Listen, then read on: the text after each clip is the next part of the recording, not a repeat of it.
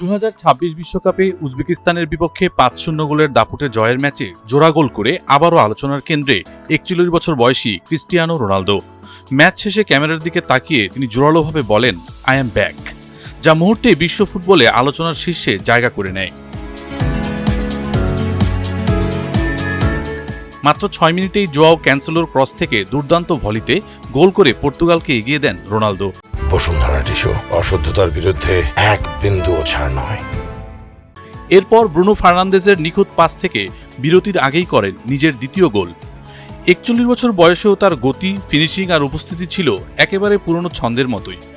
প্রথমার্ধেই হ্যাটট্রিকের সুযোগ তৈরি হলেও আব্দুকুডির খোসানভ গোল লাইন থেকে বল ফিরিয়ে দেন। দ্বিতীয়ার্ধে পর্তুগাল পুরো ম্যাচের নিয়ন্ত্রণ ধরে রাখলেও রোনালদো আর তৃতীয় গোলের দেখা পাননি। তবুও ম্যাচ শেষে তার আই অ্যাম ব্যাক মন্তব্যই সবচেয়ে বড় শিরোনাম হয়ে ওঠে। সমালোচকদের উদ্দেশ্যে দেওয়া এই বার্তা সামাজিক মাধ্যমে দ্রুত ভাইরাল হয়ে যায়, আলোচনার জন্ম দেয় বিশ্বজুড়ে। শেষ পর্যন্ত 2026 সালের এই ম্যাচটিতে পর্তুগাল 5-0 ব্যবধানে জয় পায়। নুনু মেন্ডেজের ফ্রি কিক, একটি আত্মঘাতী গোল আর রাফায়েল লেওয়ের গোলও স্কোর লাইনে যোগ হয়।